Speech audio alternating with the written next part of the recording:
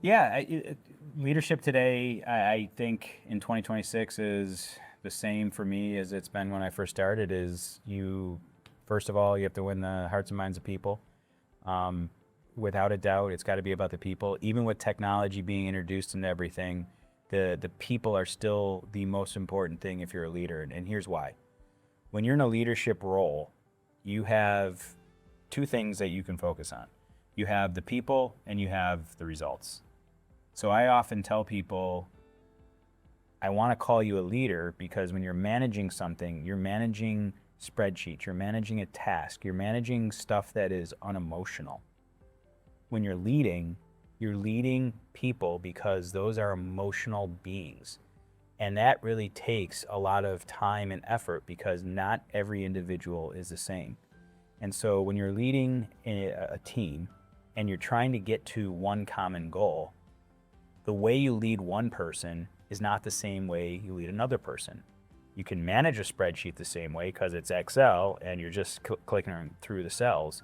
But when you're leading, you have to be able to adapt to whoever's in front of you.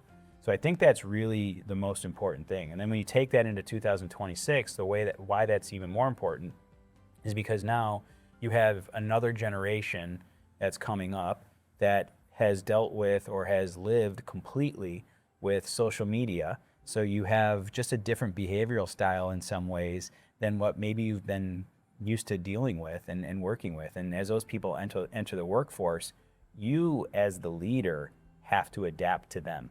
And I'll give you an example of that, and I'll give you a sports analogy because I mentioned earlier that I love using sports analogies. I'm a Buffalo Sabres fan. There's a coach there named Lindy Ruff. Yes, for those of you who know hockey, there's a 14-year playoff drought, but they're going to make it this year. So Lindy Ruff was the coach of the Sabres in the 90s and then into the 2000s, and his style was very authoritative, and it was old school, and the players don't have input, and you're going to do what I tell you you're going to do.